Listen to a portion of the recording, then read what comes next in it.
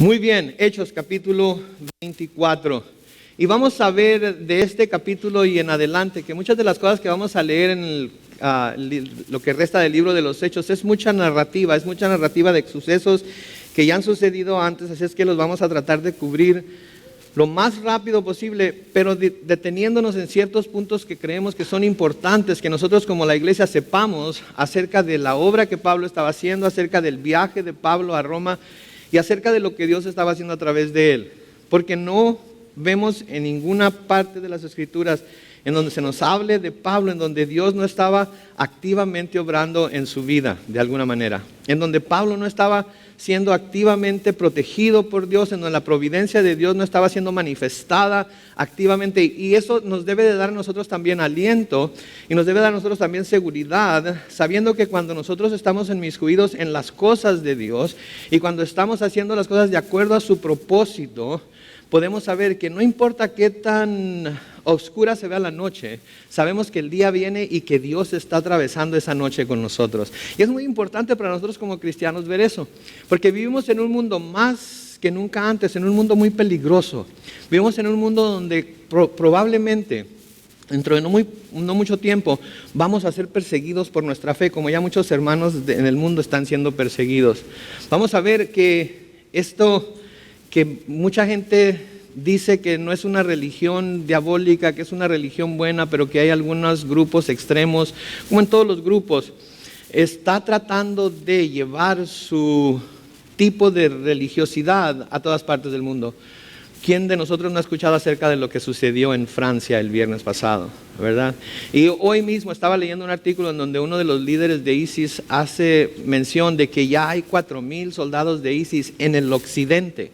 ¿En qué parte del occidente? No sabemos.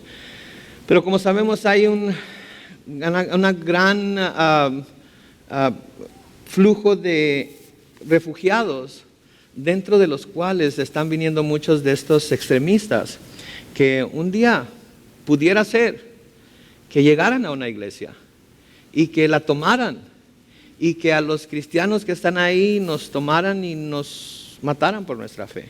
Entonces es bueno ver lo que Dios está haciendo con Pablo, porque si vemos lo que Dios está haciendo con Pablo, por estar él dentro del propósito de Dios, podemos entonces nosotros también confiar en que Dios va a estar con nosotros. Esa es la razón por la que tenemos las Escrituras.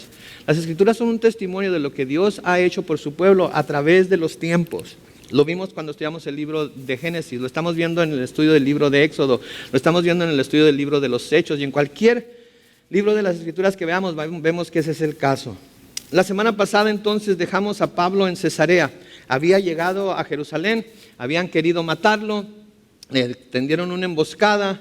Su sobrino le dijo a Licio, que era el procónsul que estaba en Jerusalén, que esto iba a suceder, y entonces, como ustedes recordarán, Licio manda a Pablo con 470 soldados a Cesarea para ser juzgado allá por Félix. ¿Sí? Cosa que pudimos ver claramente que era la mano de Dios cubriendo a Pablo y que era la mano de Dios que estaba asegurándose de que Pablo iba a llegar a su destino final, que era Roma. Entonces ahí en Cesarea vamos a ver a través de estos capítulos que siguen que Pablo va a hacer 3 apariciones principales delante del emperador Félix. Lo vamos a ver aquí en el capítulo 24, lo vamos a ver en el capítulo 25, delante de Festo, lo vamos a ver en el capítulo 26, delante de Agripa. Ahora, Pablo era un hombre que había, según sus acusadores, alborotado a todo el mundo. Es lo que leemos en Hechos 17, 26. Y era imposible no prestarle atención. Era tan apasionado en su manera de presentar el Evangelio, era tan apasionado en su fe en Jesucristo, estaba tan seguro de lo que había creído, que era imposible no prestarle atención. Y ahora Pablo estaba compareciendo ante gobernadores y reyes por causa de Cristo. Y estos gobernadores y reyes, como vamos a ver, también les era imposible no prestarle atención a Pablo. Tanto así que, como vamos a ver, lo van a mantener ahí en Cesarea 2 años prisionero, y van a ser 3 reyes los que lo van a de alguna manera interrogar para tratar de decidir su caso. Pero como sabemos que en la economía de Dios no hay coincidencias, Dios estaba simplemente haciendo con Pablo lo que desde el principio había dicho que iba a hacer. Y estaba haciendo con Pablo lo que desde el principio les había dicho a sus discípulos, después apóstoles, que iba a hacer también con ellos.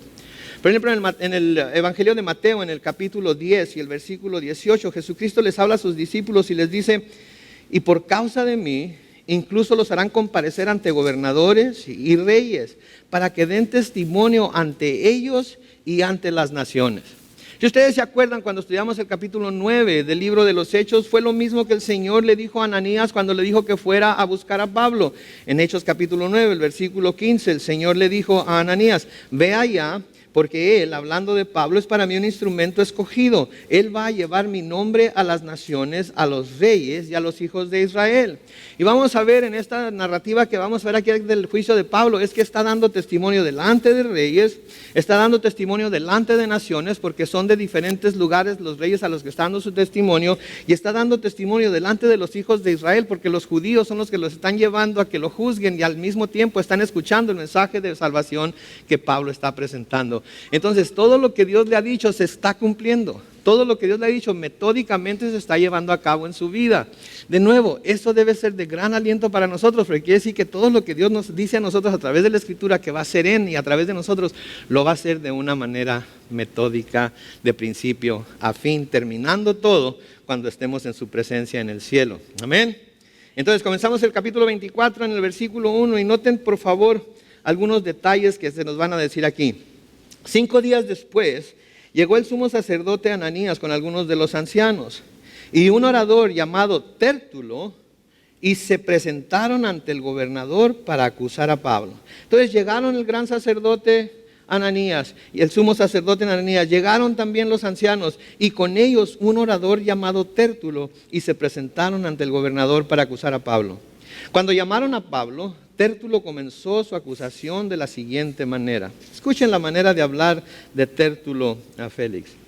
Parece un líder sindical, ¿verdad? Si alguna vez han escuchado a algún líder sindical, algún líder de alguna unión hablar, es exactamente lo que está diciendo aquí Félix, ¿verdad? Yo he escuchado a algunos líderes sindicales cuando están en algún proceso de elecciones o algo, ¿verdad? Y suenan algo así como: compañeros, trabajadores de la industria textil y similares, les exhorto a que nos unamos todos juntos y luchemos en contra de las injusticias de los trabajadores de las fábricas de ropa que se está llevando a cabo aquí en este país tan racista y tan etcétera, etcétera, etcétera, ¿verdad?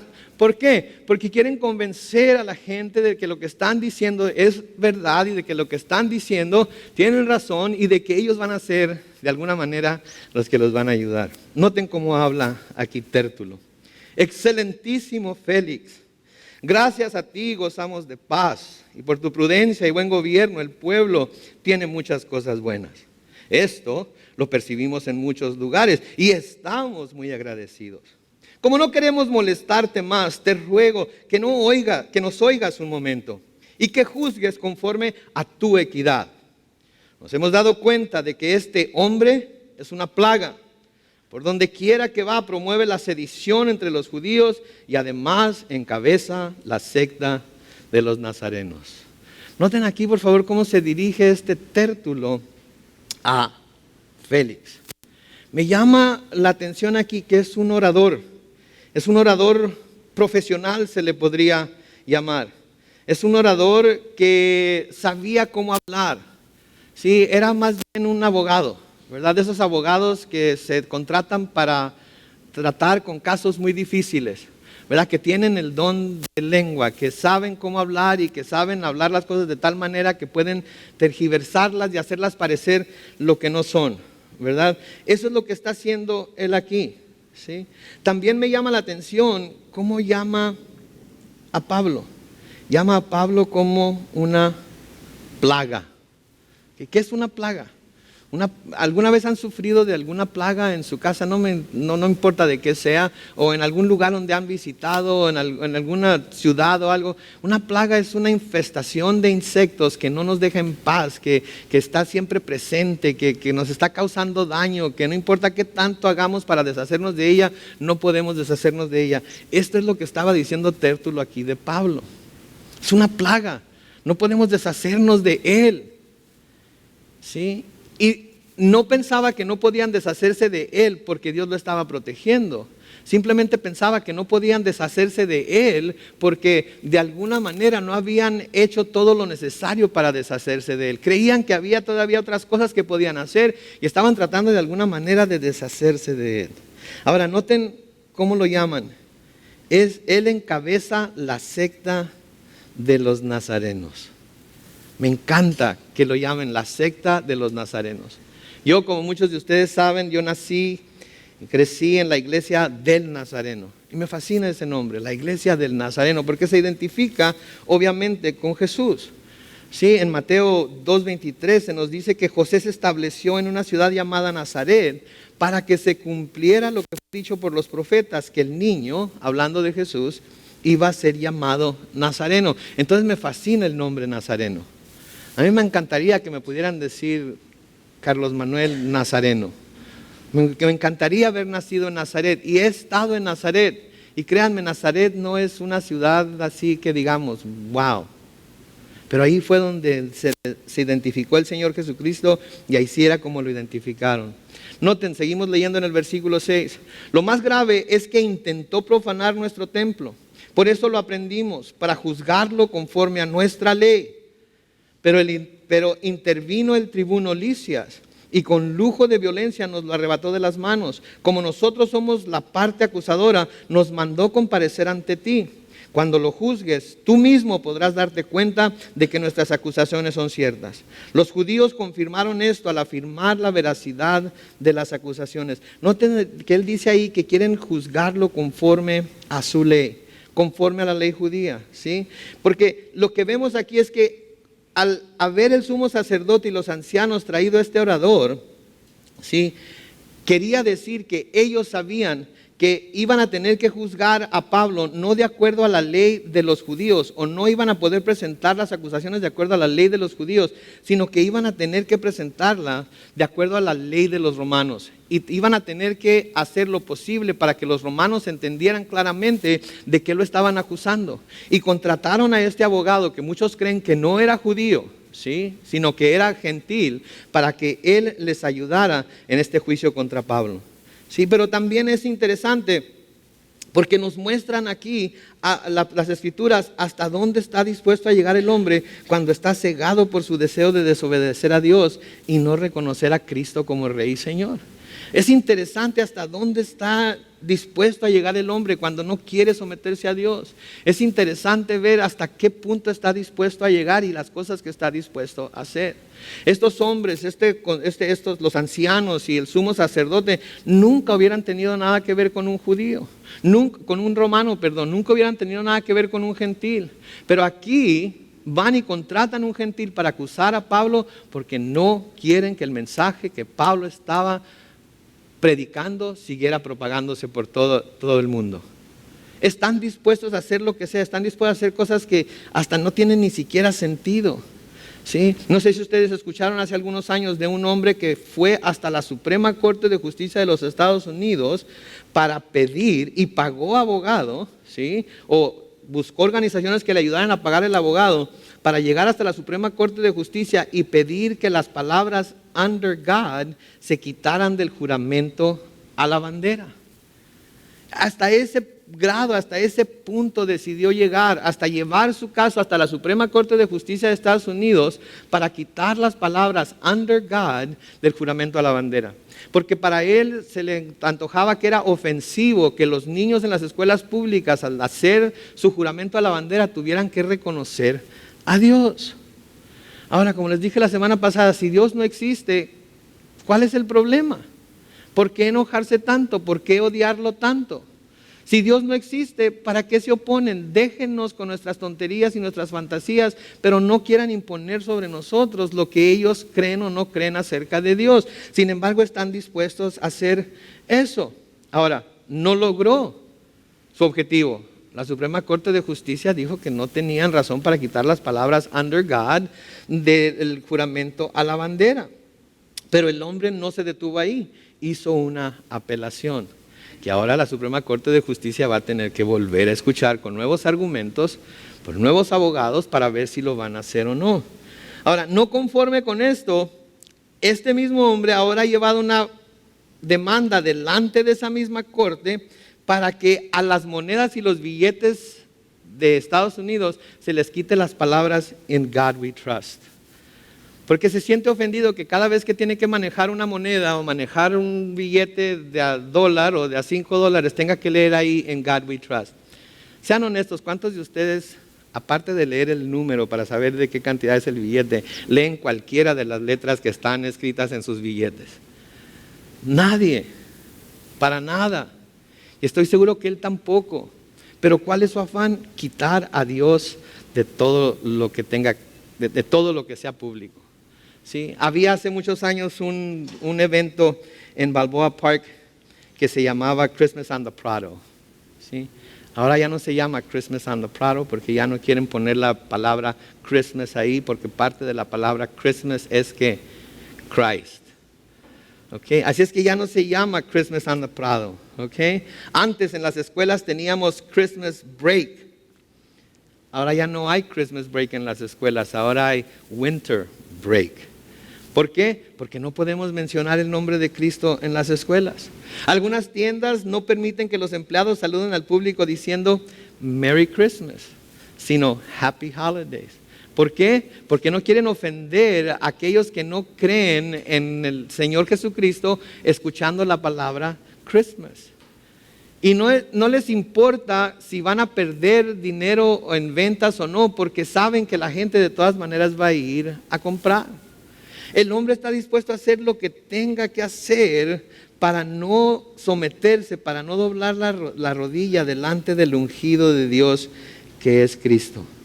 ¿Sí? Hay un grupo de ateos que recientemente está demandando que las Biblias de los gedeones que se encuentran en los cuartos de los hoteles sean quitadas de los mismos. Digo, yo tengo Biblias en mi casa, ¿sí? Y hay algunas que no he abierto en muchísimo tiempo. Y cuando andaba de incrédulo e iba a los hoteles, lo primero que hacía no era abrir los cajones para buscar la Biblia que estaba ahí para leerla. ¿Okay? Pero ellos quieren que la quiten. Que la quiten. No importa que mucha gente ni siquiera la busque, quítenla. ¿Por qué? Porque es la palabra de Dios. El hombre acepta cualquier Dios menos al Dios de Abraham, Isaac y Jacob. Se le puede imponer cualquier rey menos al rey Jesús. Odiaban a los romanos, odiaban sus costumbres, odiaban sus prácticas religiosas, odiaban su inmoralidad. Pero miren cómo los alaban cuando se trata de juzgar a este hombre de Dios que predicaba la verdad. ¿Se acuerdan de cómo se lo describieron en el versículo 5, ahí en el capítulo 24? Es una plaga, promueve la sedición y es de la secta de los nazarenos. Vamos a ver que Pablo no era nada de eso.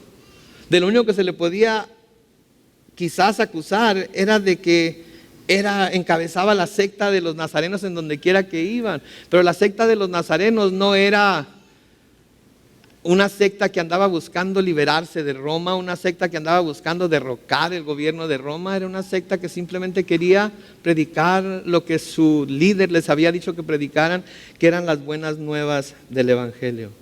En el versículo 10 nos dice: el gobernador hizo entonces a Pablo una señal para que hablara, y éste dijo: yo sé que llevas muchos años impartiendo justicia en esta nación, así que con mucho gusto me defenderé. Noten la diferencia entre cómo le habla Pablo y cómo le habló Tértulo.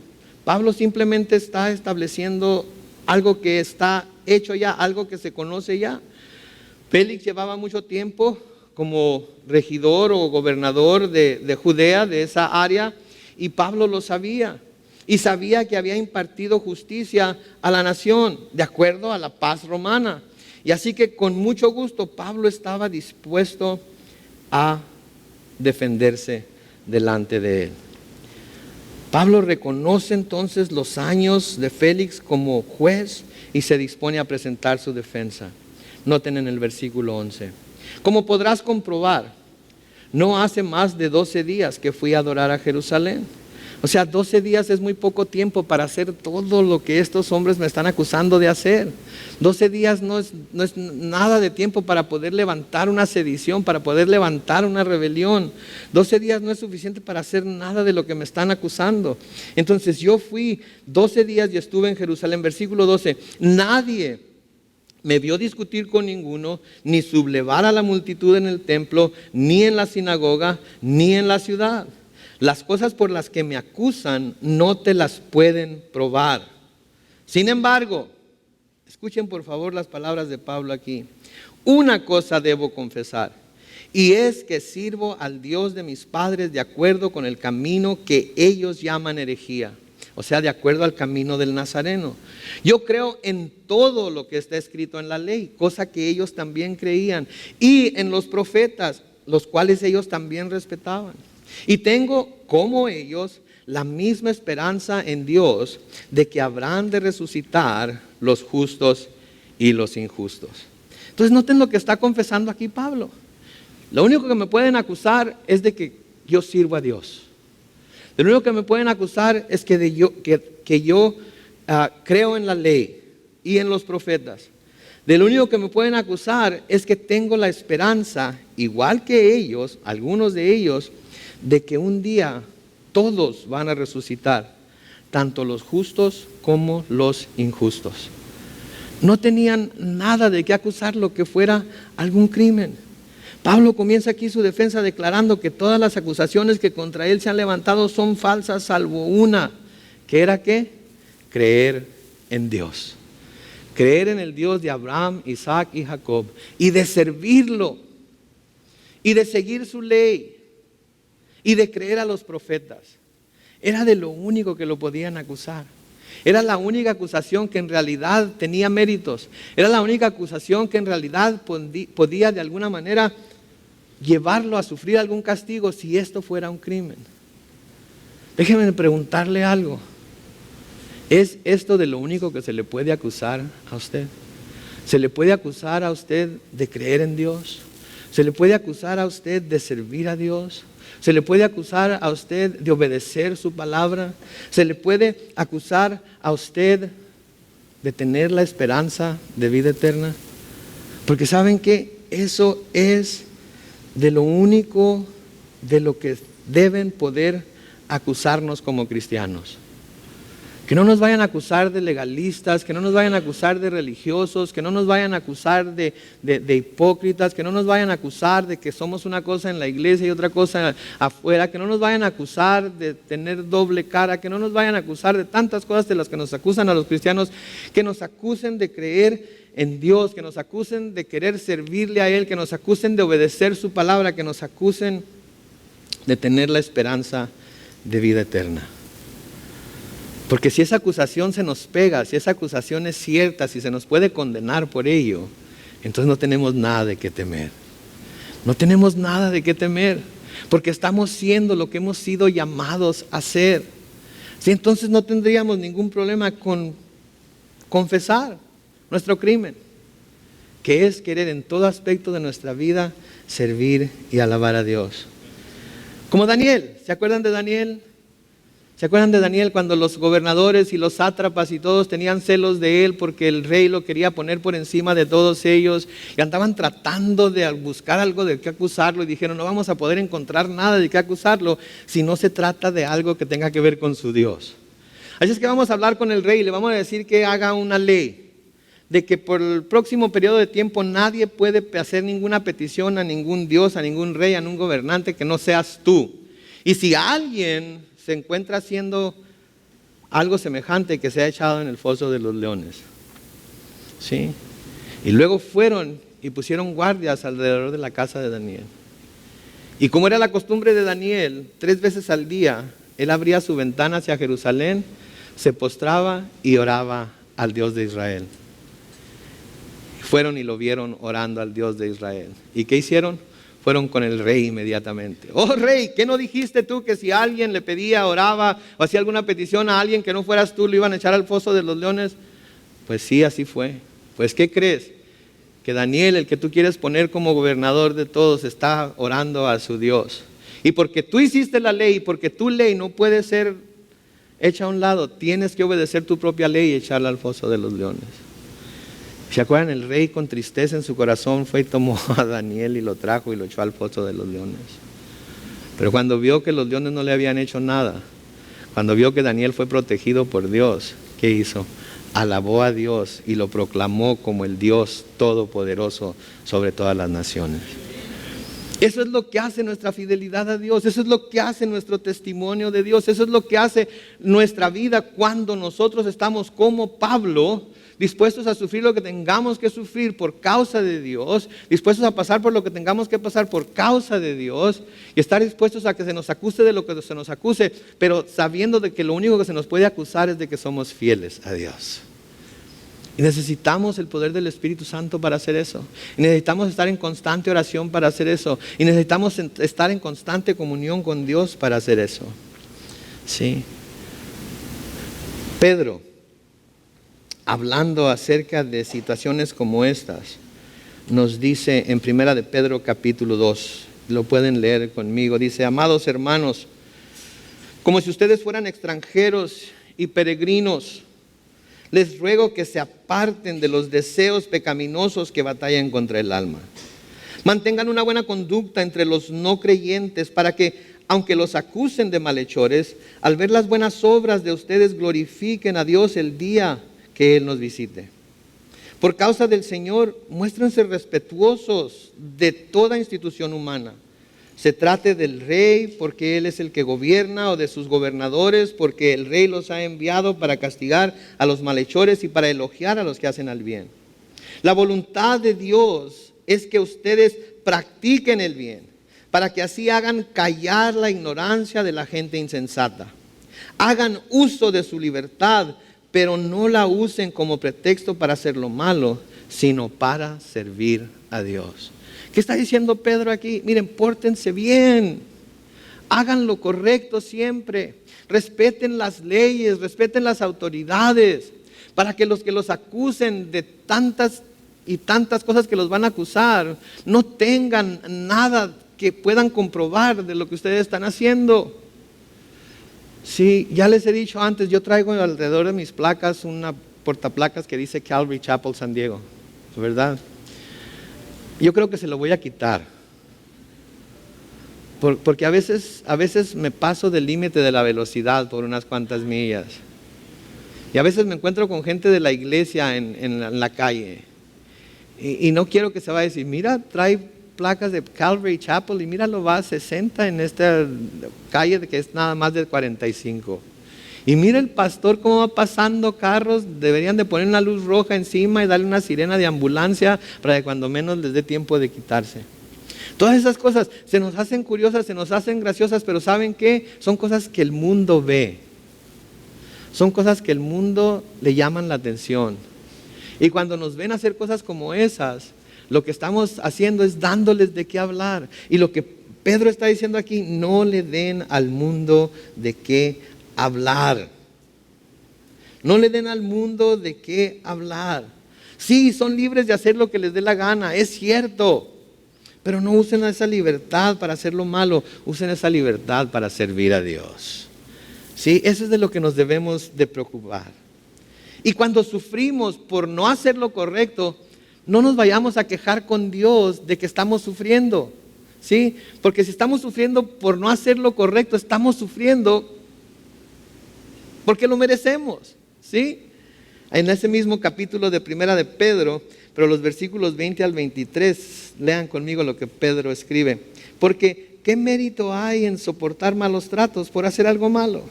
Pero cuando se sufre por hacer el bien y se aguanta el castigo, entonces sí es meritorio ante Dios. Y ustedes fueron llamados para esto, porque también Cristo sufrió por nosotros, con lo que nos dio un ejemplo para que sigamos sus pasos. Cristo no cometió ningún pecado, ni hubo engaño en su boca. Cuando lo maldecían, no respondía con maldición. Cuando sufría, no amenazaba, sino que remitía su causa al que juzga con justicia. ¿Saben que cuando sufrimos porque hicimos algo malo, no hay que quejarnos? Estamos sufriendo porque hicimos algo malo, la regamos. No, señor policía, pero es que no sabe, iba excediendo el límite de velocidad porque póngale a usted lo que le quiera poner. Si le dan su multa, ¿sabe qué? No se queje, pague su multa. Si sabía que iba con exceso de velocidad, ni modo. Si le dan una multa por no traer su cinturón de seguridad, no, señor policía, es que se me olvidó, iba tan apurado y creí que me lo había puesto. ¿Sabe qué? Ya lo agarraron sin su cinturón, estaba haciendo algo que no debía hacer, pague su multa y ya. Pero a veces hacemos cosas malas y, ay Señor, líbrame de esta, por favor. Yo sí que hice mal, Señor, por favor, perdóname y líbrame de esta. ¿Verdad?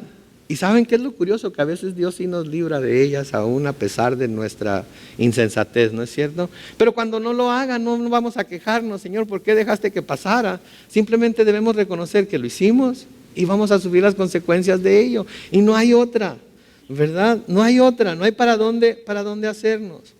Entonces, de lo único que lo pueden acusar es de tener, como él mismo dice, esa fe en Dios, esa obediencia a la ley, creer en los profetas.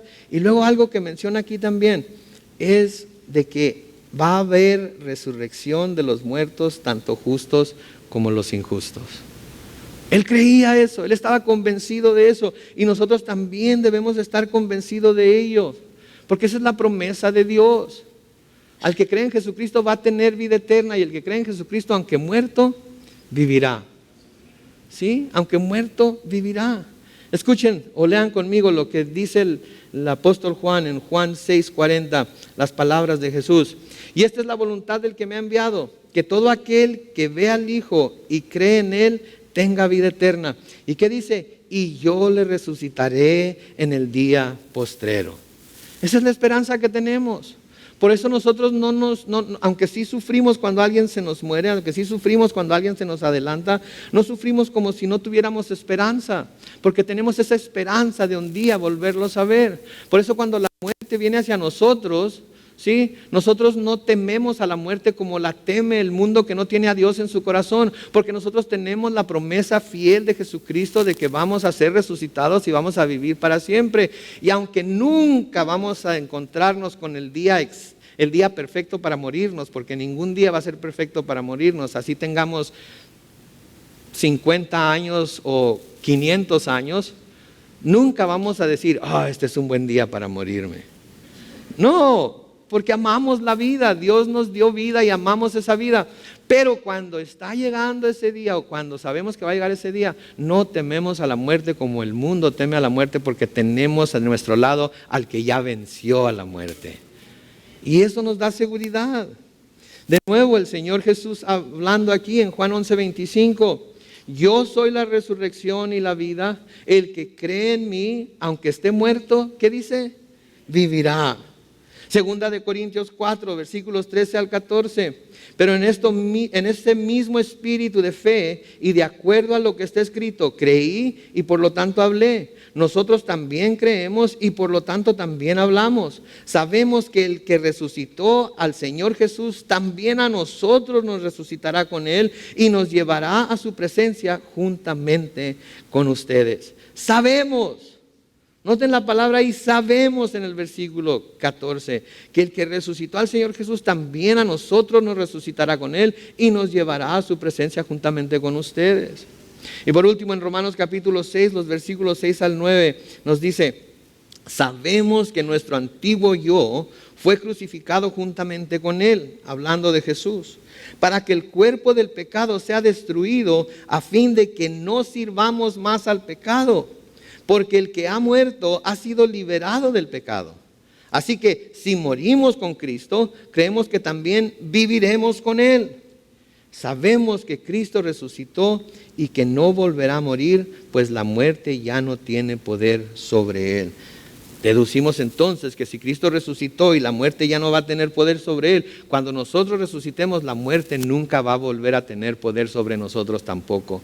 Y el privilegio, el beneficio de haber creído en Jesucristo ahora es que morimos juntamente con Él, pero juntamente con Él morimos al pecado y ahora vivimos de tal forma que ya no más servimos al pecado, sino que lo servimos a Él porque murió por nosotros. ¿Sí? Por eso noten lo que dice en el versículo 16. Yo siempre me esfuerzo por mantener una conciencia limpia que no ofenda a Dios ni a los hombres. Noten, ¿sí? Por eso Pablo, porque tenía esa esperanza, porque creía en Dios, porque servía a Dios, porque creía a los profetas, porque respetaba la ley, porque creía que el Señor lo iba a resucitar de los muertos, por eso él trataba de vivir con una conciencia limpia que no ofendiera a Dios ni a los hombres. Saben que cuando esa esperanza viene a nuestra vida, hay un cambio en nuestra manera de vivir, hay un cambio en nuestra manera de ver las cosas, hay un cambio en nuestra manera de comportarnos, hay un cambio en nuestra manera de hablar, hay un cambio en las cosas que vemos, oímos, que disfrutamos, porque no queremos ser ofensa ni para Dios ni para los hombres. ¿Sí? Es algo que es real en nosotros. Es algo que es transformador, el saber que tengo la victoria sobre la muerte, ya sea por medio del rapto, si el Señor viene por nosotros antes de que yo tenga que morir, o aunque tenga que ser sepultado mi cuerpo en la tierra, yo sé que estar ausente de ese cuerpo es estar presente con Dios. Y no solamente eso, va a haber un día en el cual voy a ser resucitado en carne, como lo soy ahorita, y voy a estar para siempre con Dios. Y eso me hace vivir una vida en la cual tengo la conciencia limpia y no ofendo a Dios y busco no ofender a los hombres. Tiene que haber ese producto en nuestras vidas. Ese es el fruto de creer en el Señor. En el versículo 17 sigue Pablo diciendo: después de algunos años fui a mi pueblo para llevar limosnas y presentar ofrendas. Noten de nuevo aquí entonces, ¿sí?, que Pablo creía en que él no tenía por qué preocuparse de absolutamente nada de lo que le estaba pasando por esa seguridad que tenía en la resurrección. Ahora, la ofrenda de la que habla aquí Pablo son las ofrendas que las iglesias gentiles de Acaya, Macedonia, Asia y Galacia habían mandado a los santos de Jerusalén por mano de él, porque había una gran hambruna en Jerusalén y los hermanos estaban sufriendo. Y Pablo fue con ese propósito. Pero llegando allá, si ustedes se acuerdan, algunos de los ancianos le dijeron que se purificara para que pagara votos para que pudiera entrar al templo y pudiera presentar los sacrificios que tenía que presentar. De ahí que en el versículo 18 nos diga: yo me estaba purificando en el templo cuando me encontraron ahí, pero ni había mucha gente, ni yo estaba alborotando a nadie. Los que me vieron eran unos judíos de la provincia de Asia. De haber tenido ellos algo contra mí, debieron haber venido a verte personalmente para acusarme. De lo contrario, que digan los aquí presentes, si cuando me presenté en el concilio me vieron cometer algún delito. Lo que yo dije en su presencia y lo que dije a voz de cuello fue: ustedes me están juzgando por causa de la resurrección de los muertos. Eso era lo único que lo estaban juzgando. Y si ustedes se acuerdan, había dos grupos de personas. Había los fariseos que sí creían en la resurrección de los muertos y los saduceos que no creían en ellos. Los primeros no tenían de qué acusarlo porque ellos también creían. Así que al acusarlo a él, se acusaban a sí mismos. Los segundos, que eran los saduceos, si estaban en contra de él, deberían también estar en contra de los primeros, pero como al parecer no podían, no estaban en contra de los primeros, podían coexistir con ellos, también deberían de haber podido coexistir con Pablo. El problema entonces no era la resurrección en sí, el problema era la resurrección en Cristo Jesús. Y volvemos al meollo del asunto una vez más, que es que Jesucristo. Es Jesucristo. Es Jesucristo. Mencionen el nombre que quieran mencionar, pero no mencionen a Jesucristo. Porque al mencionar a Jesucristo es cuando todas las cosas se ponen, pero sí difíciles. ¿Sí? Porque nosotros creemos que Él es el único camino a Dios. Y el mundo cree que hay muchos caminos a Dios. Porque nosotros creemos que solamente en Él está la vida. Y el mundo cree que hay muchas maneras de salvar la vida. ¿Sí? Pero es Cristo, Cristo, Cristo, solamente Cristo. Versículo 22 sigue diciendo, como Félix estaba bien informado de este camino, cuando oyó esto, aplazó el juicio y dijo, cuando venga el tribuno Lisias, me gustaría conocer más de este asunto. Y luego mandó al centurión que custodiara a Pablo, pero noten lo que dice ahí, que le diera cierta libertad y permitiera que los suyos le sirvieran. Noten por favor aquí, Pablo está detenido, Pablo debe estar en la cárcel. Presenta su defensa, los judíos presentan por medio de Tértulo su acusación. Y al final de ese día de juicio, Félix dice, ok, centurión, toma custodia a Pablo por favor, pero dale ciertas libertades, ok, déjalo que vaya y venga, déjalo que quizás salga de compras a comprar su comida kosher que tiene que comprar como judío, manda algunos soldados con él para que lo cuiden, y si algunos de su grupo quieren venir a traerle comida o quieren venir a traerle ropa limpia o quieren venir a platicar con él, permíteselo. ¿Se imaginan ustedes cómo ha de haber sonado eso a los oídos de los que lo estaban acusando?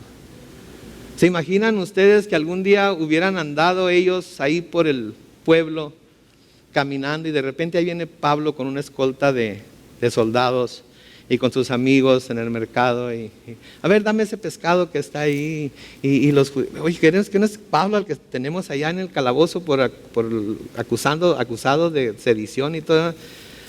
Sí, pero mira nomás cuántas libertades tiene. Y entra y sale y viene y va y come y no lo que ellos habían estado esperando para su enemigo, ¿verdad? No lo que ellos habían estado esperando. ¿Qué es esto?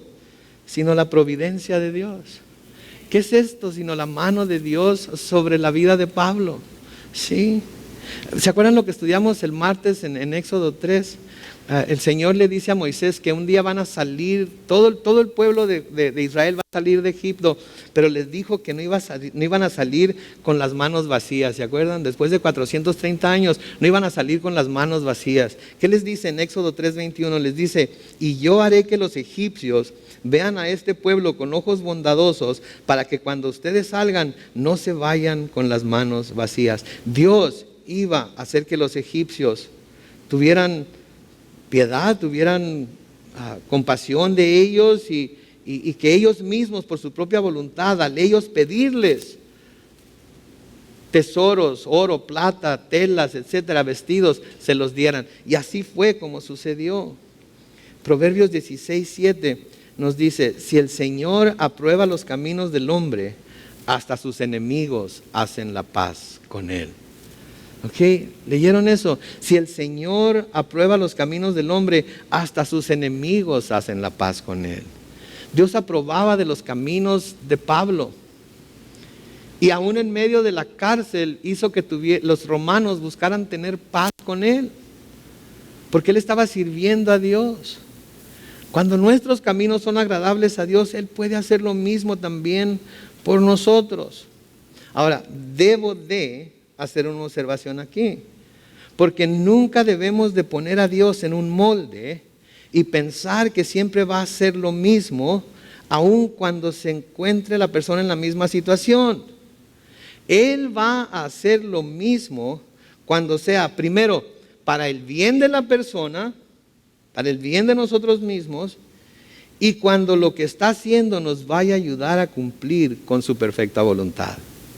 Sí, lo que estaba haciendo aquí con Pablo lo estaba haciendo porque era para su bien espiritual, porque le estaba dando confianza en que Dios lo iba a seguir protegiendo, iba a seguir con él.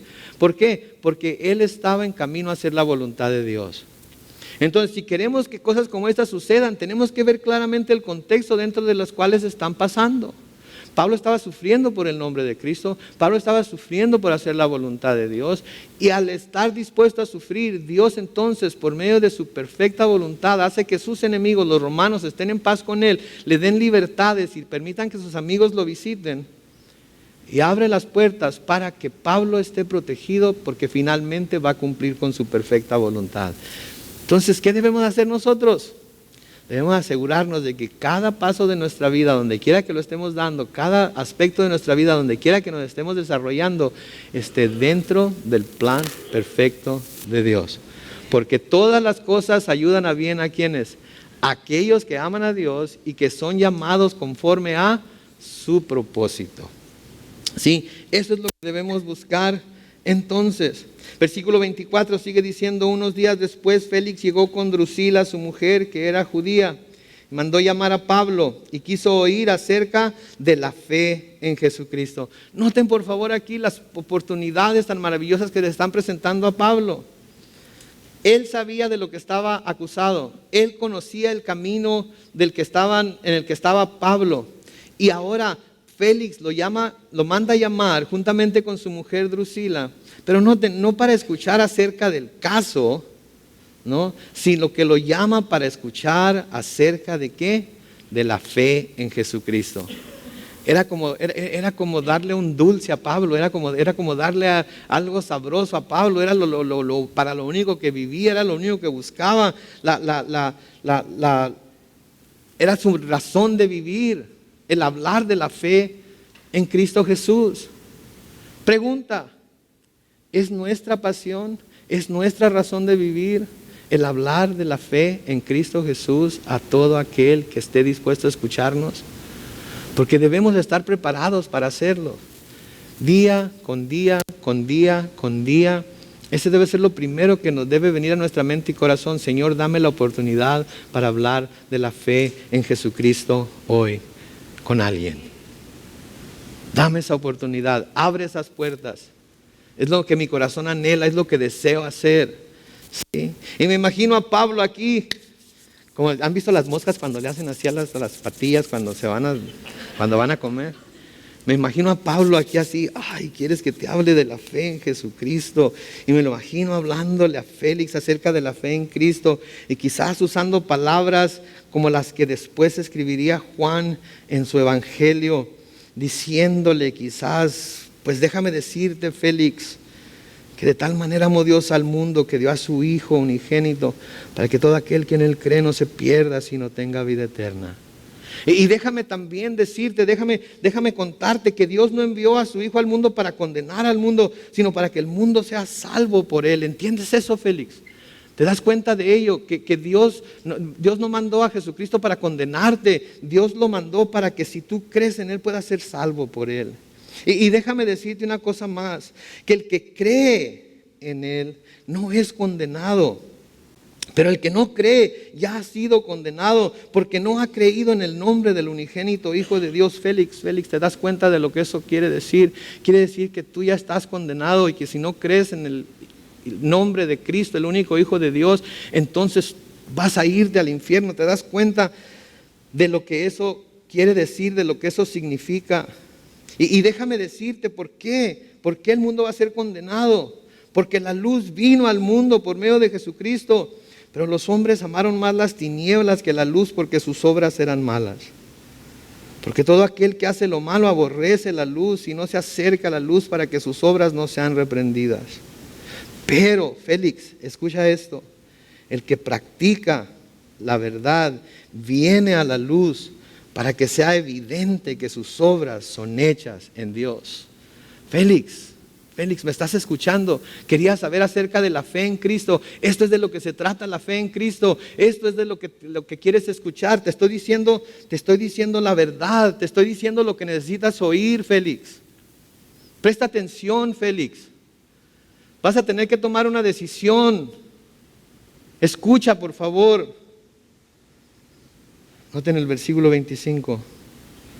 Pero cuando Pablo habló acerca de la justicia, del dominio propio y del juicio venidero, Félix se espantó y le dijo: ¿sabes qué, Pablo? Por ahora puedes retirarte. En su momento volveré a llamarte. ¿Se fijan la reacción de Félix? Ay, Pablo, yo pensé que había algo mejor, que era algo mejor que eso, la fe en Cristo. Yo creí que me ibas a hablar de un plan perfecto para mi vida. Yo creí que me ibas a hablar de sanidad eterna. Yo creí que me ibas a hablar de prosperidad. Yo creí que me ibas a hablar de que todas las cosas en mi vida finalmente iban a salirme bien. Yo pensé que me ibas a hablar de cómo iba a poder lograr mi mejor yo aquí en la tierra. Yo pensé que me ibas a hablar de cosas hermosas, bonitas. ¿Pero qué no lo llaman las buenas nuevas ustedes? ¿Qué no lo llaman el evangelio? Y dice: esto es demasiado para mí. Y ¿saben qué es demasiado para mucha gente? Es demasiado para mucha gente. Porque estamos en los últimos días. Y la gente quiere ir a donde se le hagan cosquillas en los oídos. En donde no se les hable de la justicia. En donde no se les hable que si somos cristianos debemos de ejercer el dominio propio. En donde no se hable del juicio venidero. En donde no se hable del pecado. Pero por favor noten aquí que la predicación de Pablo, la predicación del Evangelio, la predicación de las buenas nuevas también debe de ir acompañada de las malas nuevas. De que el que no cree en Cristo ya está condenado. No tiene que esperar al día final.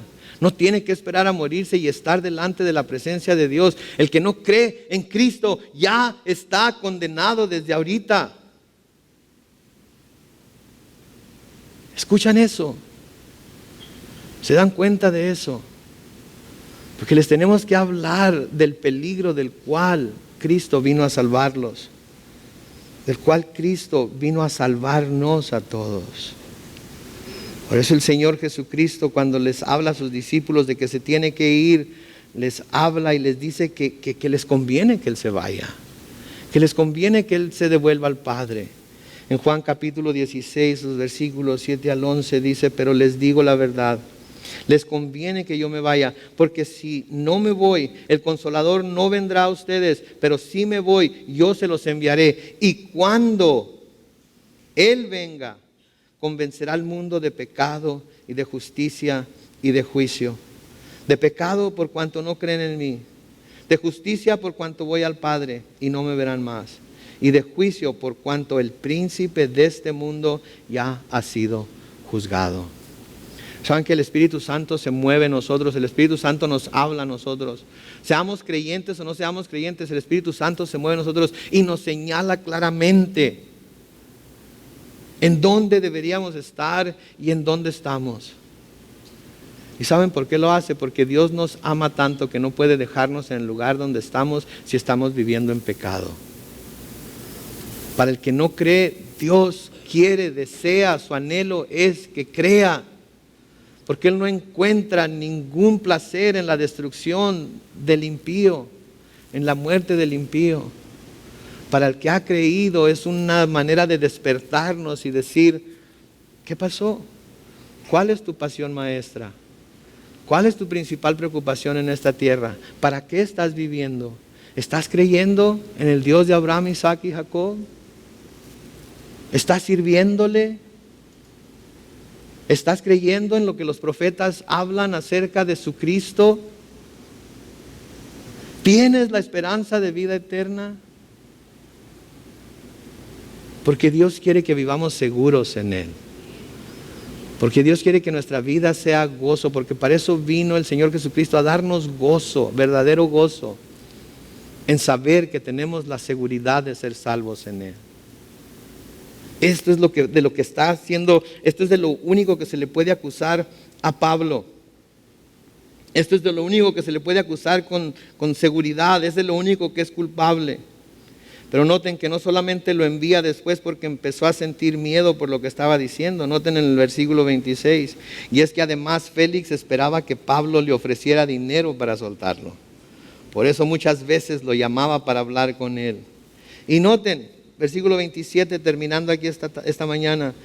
2 años después, Porcio Festo llegó para suceder a Félix, y como quería quedar bien con los judíos, Félix dejó preso a Pablo.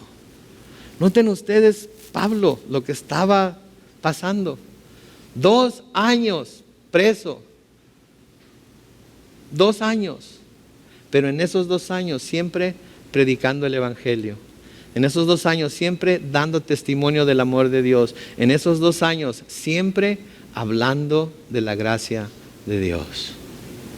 Yo no sé en qué situación nos encontremos cada uno de nosotros hoy.